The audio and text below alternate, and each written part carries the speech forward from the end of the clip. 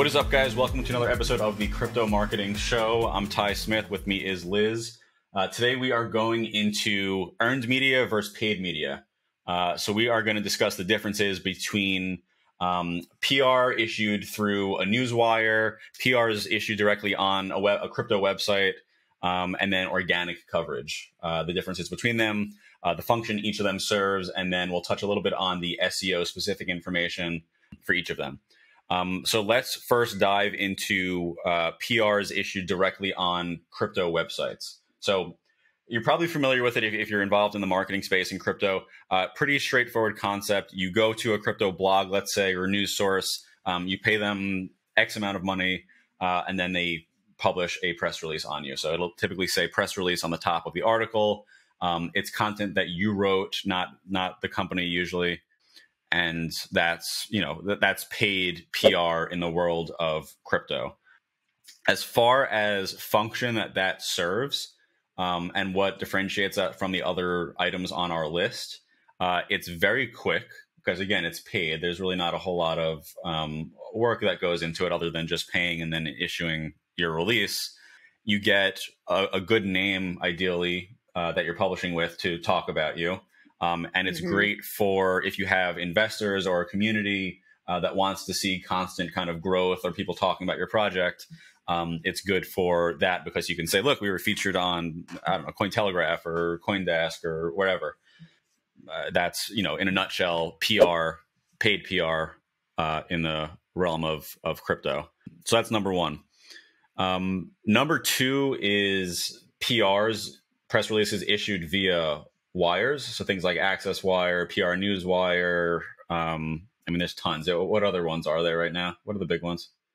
Cision, but I think they own PR Newswire, but it's a separate branch. Not totally sure how they're structured now, but they have crazy distribution from all the different places that they've acquired over the past couple years. Yeah, Cision's massive in the world of PR. Mm-hmm. And PR Newswire, I believe, is the brand that they're like on there, which is technically their wire. But the way that works is typically it's like either you pay per release or you pay for a subscription, or you're going through an agency that's paying for a subscription. PR is written. It's usually pretty dry as far as the content goes. It's not really for like mass audience reading. It's more typically for like people that are like journalists and things like that are already in the looking media for space. Coverage. Yeah, exactly. It's kind of like a bone dry version of like our company did this and we're announcing it to the world. That is one of the first steps in like how a PR agency works. It's typically that's, the whole communication strategy goes into building out those press releases and then issuing them via the wire. The wires will then syndicate to, sometimes dozens, sometimes hundreds, sometimes thousands of websites across the internet. Mm-hmm. And again, it really serves as something that is really more for journalists to read and then decide if they want to cover it. And if so, it has a media contact in there. Yeah. It has, hopefully all the information that they need to write what they need, or at least get started, and they can contact you. Again, there's media contact usually at the bottom of these PRs. And that's kind of how that works. Yeah. And you can be distributed on really big websites, especially depending what kind of reach your platform has that you're utilizing. You can be on, Yahoo News or Yahoo Finance, Forbes, Politico. It really depends on like what you're also utilizing for your distribution and how you're categorizing that and where you're purchasing distribution for. It can be, national, global. You can pick certain places to really target. Depending, again, which platform you're utilizing, there's a wealth of opportunity to have various placements on very big name publications. But, it can show up in Google search, but it's not super effective if you're looking at building your SEO. Yeah. In a minute, let's go we'll do a breakdown of each of these three options and how they work as far as SEO, because that is typically a big component of a PR strategy. Right. But let's first go into organic coverage, which, again, like I was saying, issuing a PR wire is often the first step in organic coverage, but it's not the full picture. Organic coverage is what most people think of when they think of PR. They think like, oh, whatever, this company's going to write about us. They're going to reach out. They're going to get the information they want, and they're going to somehow plug us into like a story they're working on, or just they're going to think that what we're doing is significant enough to warrant coverage. We're not going to pay them to write about us. And then it has to be newsworthy, essentially. Yeah, it has to be. Yeah, exactly. And on top of that, you need typically an agency or a really talented communications person to convince the journalists or the media that it's newsworthy. As far as expenses go, this is something that sometimes people have difficulty wrapping their mind around. I have always found that organic, because we obviously do a little bit of everything in the crypto world. On the agency side of things, we do paid PR, we do issue wires, and we do organic coverage.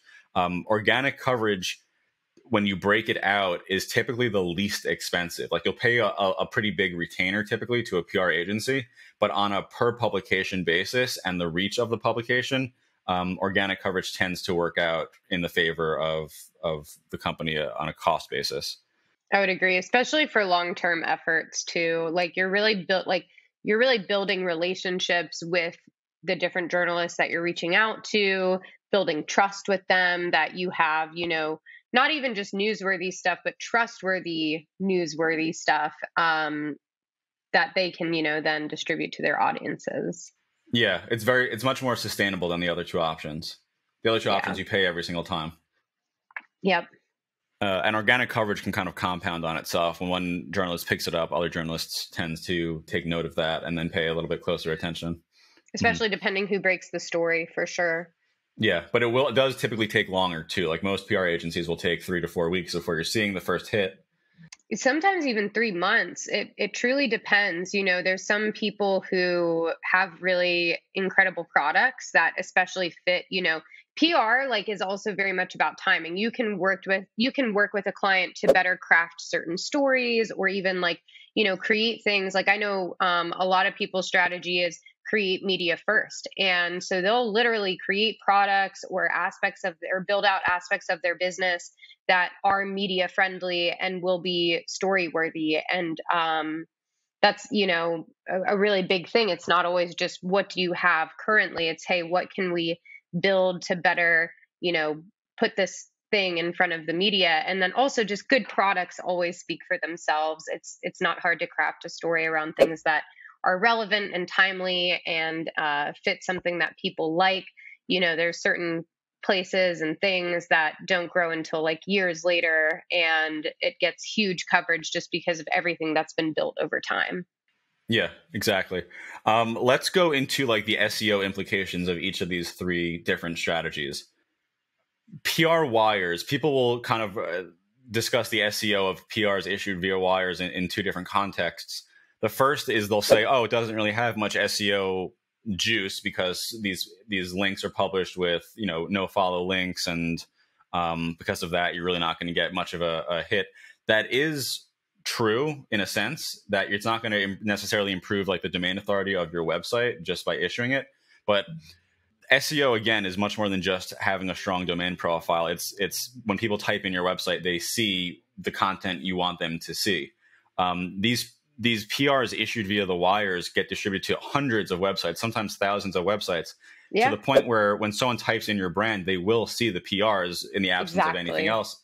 Yep. So it might not necessarily be SEO that's going to bring people organically to your website, but it is to your content, which then leads to your website. Exactly. And it's just another touch point. A lot of people, again, it's all of this is for building trust with both your audience and the media. And so it adds an extra layer of trust, even if it's something that's paid for on Yahoo Finance. A lot of people, A, don't even realize that. And B, it's still some place where your name is backed up by a major publication. Yeah, it's funny. I always forget that because I look at ads all day and marketing all day, and I forget that some people really are ad blind. They don't realize if they're looking at an ad. Oh yeah, we're gonna have to do a whole other episode on that. Yeah, it's true because I'm an SEO guy. I love SEO, and then I always forget that you can just pay also to rank for certain keywords. And like in my mind, it's like, oh, that's not as cool of a goal because it's, it's easier and whatever. And people will realize it's an ad. And I forget, some people just don't even realize it's an ad. Nope. All right, cool. So SEO in the context of PRs issued on websites, like paid placements on websites. Most of the time, most websites, at least in the industry that we're in, which is crypto, will include like 2 to 4 backlinks in their paid releases. So that does have some, link juice that gets passed from a website onto, your site. It's, it's only one place where the content exists rather than being syndicated to thousands of websites. But Right. it will boost your domain authority with enough of those things. And then organic coverage. So organic coverage is like a little bit of like a wild card when it comes to SEO, because nothing's guaranteed in the world of organic coverage. It's at the end of the day up to your publicist to pitch and then get you coverage. But typically when you do get coverage via like an earned media team, it is do follow backlinks, and it is from very authoritative websites. So it could have significant SEO implications. God, I can't speak today. If done right. So there's like a range of SEO implications to these different PR strategies. Yep. Completely. Having a referral program too, like if your product fits for that, a lot of publications look for referral programs to work with, because like you have to think about, the nitty gritty here when you're working with media, when you're working with journalists, when you're working with publications. You have to really think about, what are they after too? Like they're after clicks. They need to bring in they need to bring in clicks. They need to like also sell their own advertising and stuff, because these publications are at the end of the day a business. And so I have noticed too, a lot of people really gravitate toward places with referral programs. If you have certain products that fit that need, because then they can get like a little bit of a kickback from that as well. And it's not like murky black hat SEO. It's, something that's still kosher to do. 100%. So think about their needs as well, because also like these publications have needs too. A lot of them need money. It's like, historically known that publications are like kind of a dying breed. And so anything that you can do to kind of be like, hey, this is something that can really help boost you as well. There's always, a little bit of like a let's scratch each other's back situation. Anything that, obviously on the earned media side of things, a lot of it is taking dry information and kind of massaging it in a way that journalists like. Is there any tips that you can give us on like what type of content journalists typically look for, and how companies can put their best foot forward and get journalists to cover them? Absolutely. As always, know your audience. Like if you're going to have just a gigantic list of journalists that you're spamming stuff to, that is the biggest way to get yourself blacklisted. Don't just contact random people. It's not going to work out for you. Really take the time to research, as many people on a list as possible. Build a really cohesive list of people to pitch to that are already interested in that topic and have covered that topic before, because journalists put a ton of time into, their job. They spend tons of time writing, researching. And when you go and read their article and say, hey, like this could be a great fit for something that I represent, that goes a long, long way. A lot of people don't read their work. They're just like, here, cover this thing. You showed up, in a bulk search for this. And that's just not going to be the way to grab someone's attention. It's really the foundational level of building relationships, building trust, and, getting to know someone and saying, hey, like, you're a great writer. I think that this would be a really good fit for anything you might be working on. Would love to talk more. And I think that approach is really undervalued. I think a lot of people just see quantity over quality there. But, if you're really like fostering a relationship with people who are, big journalists in the game, a lot of people don't have singular homes anymore. A lot of journalists are freelancers now. So you'll get someone who writes for 3 different publications. And if you have a really good relationship that you're genuinely building, it's not just one hit, then it could be 3, 4, whatever. And they're going to move on and write somewhere else, because a lot of these places also are owned by, like the same 6 gigantic companies. And so you have a lot of overlap in that space where you can utilize that, but you both can utilize that to your advantage. So I really think that building a foundational relationship with people where you can give them trustworthy news and information is honestly going to be the biggest thing that gets you the longest way. Yeah, the 2 main ways of doing it are either going and having someone on your team create those relationships, which is slow but impactful and much more sustainable, or if you are in a rush and you want to kind of cut through the noise quickly and make sure that you can get coverage from top companies, going through an agency like us or any of our competitors. Yeah. And it's important to also, be honest with like what you're releasing. Like, a lot of people are like, oh, well, like every journalist will cover this. When in reality, like there's very few things that every journalist will cover. And so making sure that you really do, have well set expectations internally too, with what's going to receive potentially what level of coverage, that's important as well. Like you're not going to get front page New York Times coverage for a lot of, your everyday projects. Like that's something that's special that has to be really massaged. There's stories that are worked on for, months that hit like New York Times and stuff. But again, also that timing, like it's up to your PR person to know with organic, like how to hit that timing, how to stay on top of trends, like know what's relevant and act really quickly. Because, there's a lot of things that can then be like just thrown into the conversation that might be relevant, whether it's like your leadership team having a quote on some big news that happened. It doesn't also always have to be product based. There's like leadership, PRs that can go out about whoever is at your company and might be a bigger name. There's so many different ways to approach it. That might also be its own podcast. Yeah, no, I think it is. I like that. We should put a note in that for the next one. Let's do a quick breakdown before we wrap this up on these 3 different options as far as speed goes, as far as cost goes, and as far as SEO goes. So speed. Issuing a PR wire is super fast. So is issuing a paid release on a site. So those, as far as speed goes, are super fast. You can get things done within a matter of days, typically. Yeah, for the wires in crypto, though, definitely be a little mindful of just making sure you're getting it done at least a week or 2 ahead of time. Like with crypto, there is still censorship, and with all of the Litecoin Walmart thing, that was huge.